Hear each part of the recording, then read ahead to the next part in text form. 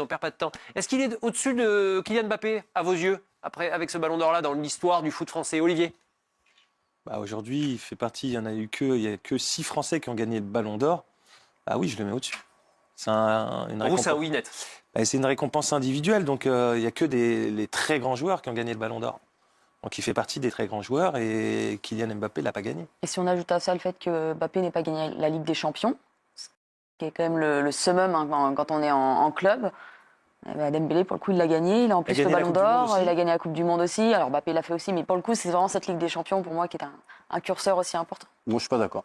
Je suis pas d'accord parce que je trouve que Ousmane Dembélé, il a fait 6 mois pharaoniques et il mérite son Ballon d'Or. Il n'y a rien à dire. Et sur la saison, il est meilleur. Mais sur la durée, je trouve que Mbappé est plus souvent en haut des classements. Et surtout, Mbappé, quand la France est championne du monde, c'est un élément essentiel de l'équipe de 2018, tandis que Dembélé, il ne l'est pas du tout. Et pour être grand, parmi les très très grands, je trouve qu'il faut marquer l'histoire avec son pays. C'est ce qu'a fait Zidane en 98, c'est ce qu'a fait Platini en 84. Et c'est là, en fait, que s'établit pour moi le curseur de celui qui change la face d'une carrière d'un pays en gagnant avec son équipe nationale et en étant leader de son équipe nationale à ce moment-là. Ça veut rien dire, puisque Thierry Henry, il n'a pas gagné le Ballon d'Or, et pourtant, il a une carrière extraordinaire, puisqu'il a marqué... Oui, mais c'est ce que je dis. Oui, je comprends ce que tu dis, sauf qu'à un moment, il faut rappeler que le Ballon d'Or, il y en a qui ne l'ont jamais eu. Ouais, ça reste une récompense. Je pense qu'il n'y a personne, à part ses parents, son agent, qui croyait qu'il pouvait avoir le Ballon d'Or. Il y a un an, personne ne pouvait prétendre, on ne pensait pas qu'il pouvait l'avoir. Tout le monde pensait que Mbappé allait avoir le Ballon d'Or, et il ne l'a pas eu. Donc, à un moment... Je résumerai la situation de façon bien plus courte et synthétique, en disant que sur un an, Dembélé a dépassé Mbappé, effectivement, Ligue des Champions, Ballon d'Or, que n'a pas obtenu Mbappé. Sur la carrière, j'ai tendance à laisser Kylian pour l'instant, par rapport à votre idée de panthéon du football français, un petit peu encore devant pour ses exploits et ses conquêtes en équipe de France. Mais la suite est très ouverte, c'est ça qui est excitant. C'est tout un paradoxe parce que Dembélé est un joueur plus collectif sans doute qu'Mbappé, en tout cas c'est l'impression qu'il peut donner, et il obtient une récompense individuelle qui fait rêver l'autre. Bah oui. Moi, ça dépend comment tu conçois ton football. Moi, je le conçois de façon très collective. Donc Dembélé va plus me parler, par exemple, qu'un Mbappé. Oui, il va te planter 45 buts sur la saison, bien sûr, mais après, c'est très personnel, encore une fois. Je pense que voilà, il fait lever des foules, etc. Est-ce que tu vas acheter ton billet de match pour aller voir Mbappé? Oui. Est-ce que tu vas aller l'acheter pour aller voir Dembélé? Peut-être que moins, déjà. Moi, je ne suis pas d'accord. Par exemple, moi, Dembélé me fait plus rêver parce que c'est un dribbleur. Mais c'est ce que je suis en train de te dire. Je suis dans ton camp. Je ne sais pas où il va. Et Kylian, ok, c'est le buteur. Je suis dans ton camp. Mais c'est fou, c'est bizarre parce que franchement, sur les émotions procurées par ces deux footballeurs, moi, il me semble qu'en quantité, Mbappé m'en a quand même procuré plus depuis des années que Dembélé. Et ne serait-ce que sur la dernière finale de Coupe du Monde, son doublé, le second but sans contrôle de balle, cette reprise. Je vous rejoins, Philippe, les émotions, Mbappé a réussi à me les transmettre. Mais tout autant que l'énervement, à vrai dire. C'est là où Dembélé fait l'unanimité. Oui, mais... Il n'y a pas de contradicteur, il n'y a personne qui le critique. La question, c'est de savoir s'il est plus grand. On ne parle pas de cette saison. Cette saison, il n'y a aucune contestation. Mais quand je vous dis ça, c'est parce que... il est largement au-dessus. C'est subjectif, en fait. Oui. Margot, tu vas aimer un joueur. Moi, je ne vais peut-être pas aimer. C'est comme c'est Messi, Ronaldo. Il y en a qui aiment Messi, il y en a qui aiment Ronaldo. C'est ça, c'est comment tu conçois le football, tu vois. Mais si tu dois faire un classement, est-ce que tu mets Dembélé au-dessus de Mbappé? Ça dépend des critères. Par exemple, moi, je mets même certains joueurs qui n'ont pas eu le ballon. Thierry Henry, que vous avez cité, vous le mettez au-dessus. Je le mets au-dessus. Au-dessus des deux. Moi aussi. Par rapport à la carrière, par rapport à la longévité de la carrière, je le mets au-dessus et pourtant il n'a pas le Ballon d'Or. Oui, mais parce qu'on connaît le point de départ et l'arrivée pour Thierry Henry et sa carrière, le Arsenal, le Barça, les titres. Mais ce qu'a fait Dembélé sur une saison, c'est exceptionnel. Bien sûr. Parce qu'il n'y a pas une personne. C'est ce que j'explique. Il n'y a pas une personne, même ses parents, il n'y a que ses parents, son agent, sa famille qui pensaient qu'il pouvait avoir le Ballon d'Or, ou ses entraîneurs, ou peut-être ses coéquipiers. Mais là, nous tous, il n'y en a pas un qui pouvait penser qu'il pouvait l'avoir. Et même au mois de décembre dernier, il n'y a pas un an. Voilà. Ce qui est dingue, c'est que, sans être du tout péjoratif, Dembélé est le Ballon d'Or le plus inattendu de l'histoire, peut-être, encore 6 mois avant la fin, à mi-saison. à mi-saison. Parce qu'aucun autre joueur ne s'est dégagé de la sorte. Je dirais plus positivement. Il y a 6 mois, on ne pouvait pas savoir qui aurait le ballon d'or. Non, c'est que surtout nous avons assisté à une métamorphose absolument fulgurante de Dembélé, dont on reprochait tout en louant ses qualités de déstabilisation, etc., par ses dribbles et ses chevauchés, le manque d'efficacité. Et puis tout d'un coup, il est devenu une machine à but, 35 buts, 14 passes décisives. C'est formidable, c'est merveilleux, c'est incroyable, mais c'est inattendu. Et je crois qu'il y en a un qui n'est pas étranger quand même à tout ça, outre Dembélé, c'est son coach. L'entraîneur. Parce que le coup de mettre Dembélé en neuf en janvier, c'est un coup magique.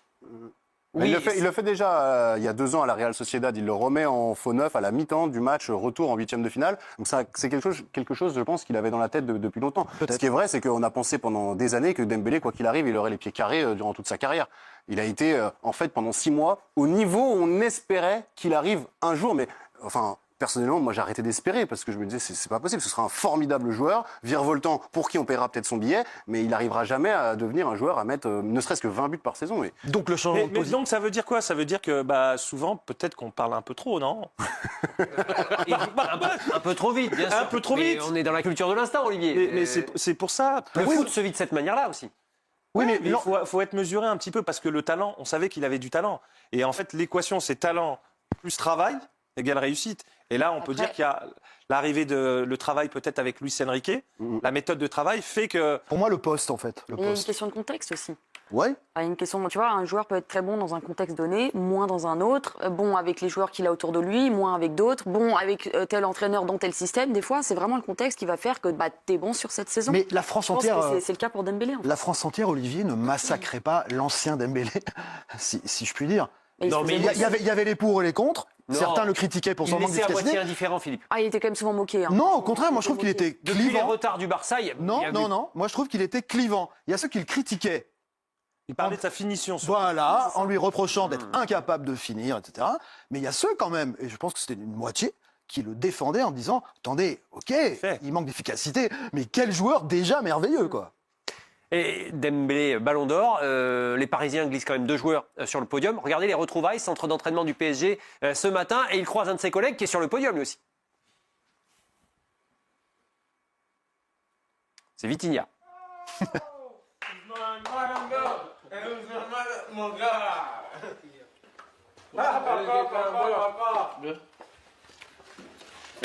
Merci, merci. Pour help you? Merci. Ça va? Oui. Tranquille? Voilà, là, tu ne lâches plus. Hein? C'est lourd, non? Bon, ça fait plaisir, mon gars. Ah, Mosquito. Parce qu'il a cette humilité, c'est pour ça qu'on l'aime beaucoup aussi.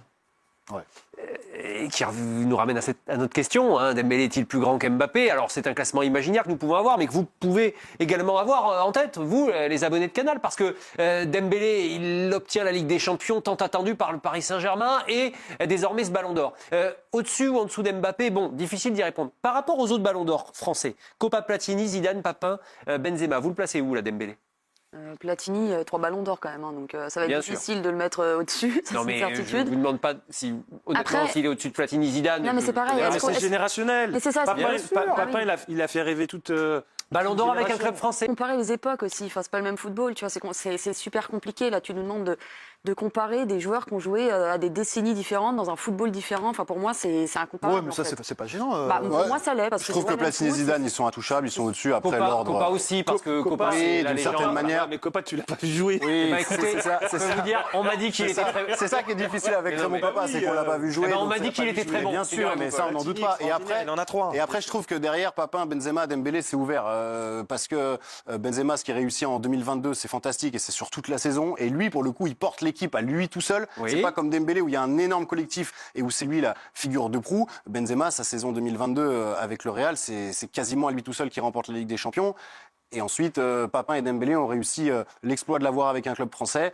Dembélé, ce qu'il a de plus fort encore, c'est qu'il gagne la Ligue des Champions avec ce club français. Et en plus, c'est la première. Bien pour sûr, mais n'oublions pas que Papin va en finale de la Coupe des clubs champions à cette époque et porte Oui. l'Olympique de Marseille Oui. sur Oui. ses épaules. Oui, mais il gagne, Ousmane. Oui. Ouais. Ouais, la défaite. Bah oui, mais bon, si le Barça gagne, c'est Yamal qui gagne le Ballon d'Or, donc c'est vrai que pas un détail en fait. Dembélé-Papin, c'est marrant comme jeu, parce que c'est OM PSG, mais Dembélé gagne la C1. Oui. Absolument. Maintenant, on peut quand même considérer que Jean-Pierre Papin fait partie de ces complètement. top 5, top 6 plus grands joueurs de l'histoire du foot français. Si je vous amène sur ce terrain-là tous les quatre, et vous aussi les abonnés, c'est parce que j'ai envie d'aller un peu plus loin dans ce questionnement-là.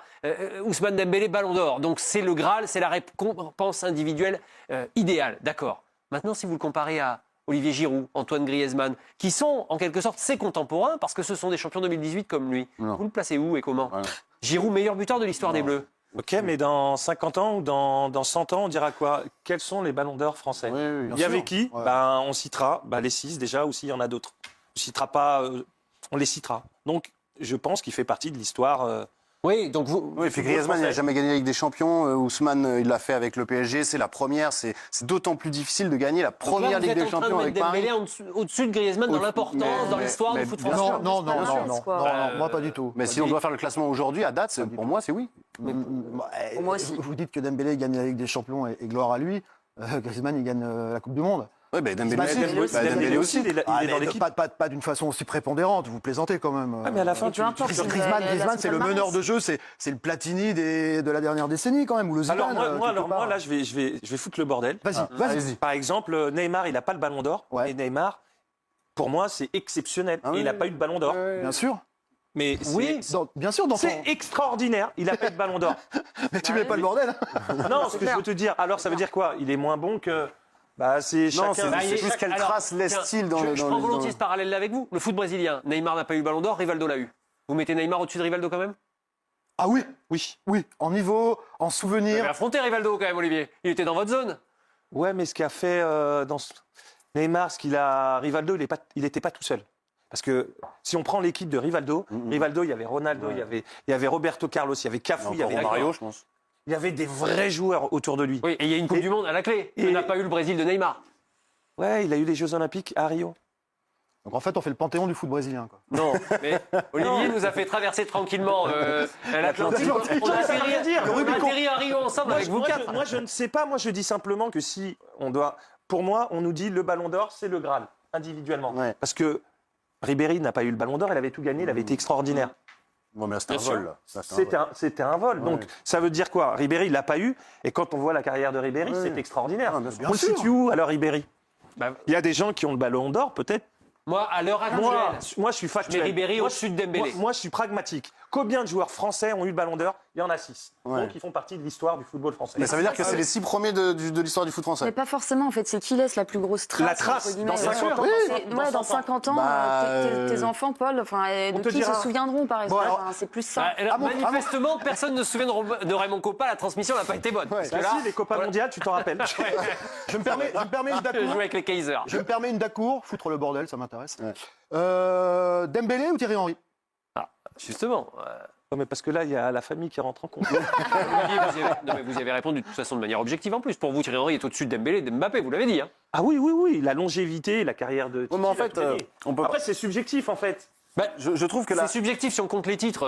Ouais, mais quand on parle de traces, il y a une notion de longueur dans le temps qui doit rentrer en ligne de compte. C'est ça, la Et Thierry Henry, la il y a ça.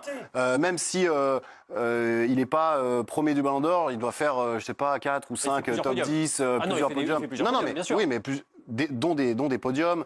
Il a été champion du monde, champion d'Europe avec une génération fantastique.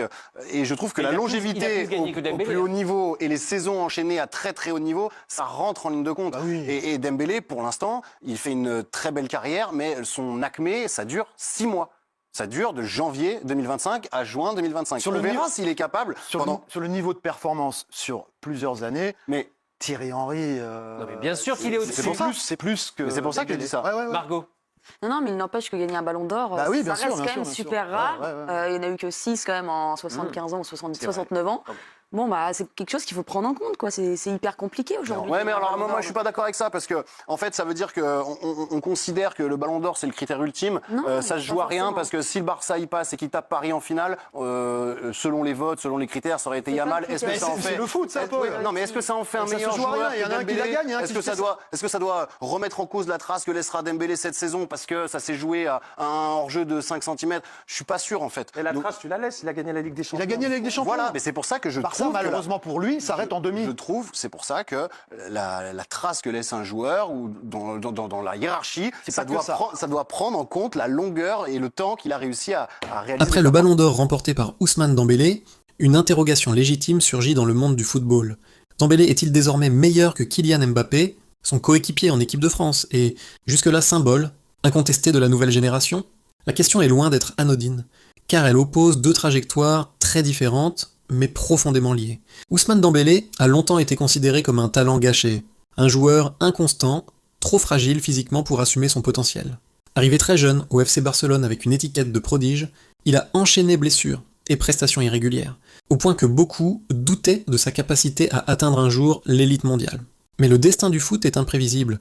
En remportant le Ballon d'Or, il a prouvé qu'avec persévérance, travail et confiance retrouvée, un joueur peut réécrire totalement son histoire. Son jeu est un mélange rare de vitesse supersonique, de dribbles imprévisibles et d'une polyvalence exceptionnelle. Capable de jouer des deux pieds, il déstabilise n'importe quelle défense et apporte une dimension spectaculaire qui rappelle les plus grands artistes du ballon rond. Face à lui, Kylian Mbappé. Depuis son explosion à Monaco puis son ascension au Paris Saint-Germain. Et en équipe de France, il s'est imposé comme une véritable machine à but, un attaquant chirurgical, capable de marquer dans n'importe quelle situation. Champion du monde à 19 ans, finaliste en 2022, multiple meilleur buteur de Ligue 1, Mbappé a bâti une régularité impressionnante qui force le respect. Il est aujourd'hui perçu comme l'un des joueurs les plus influents de la planète, non seulement par ses performances, mais aussi par son aura médiatique et son poids dans les décisions sportif de ses clubs.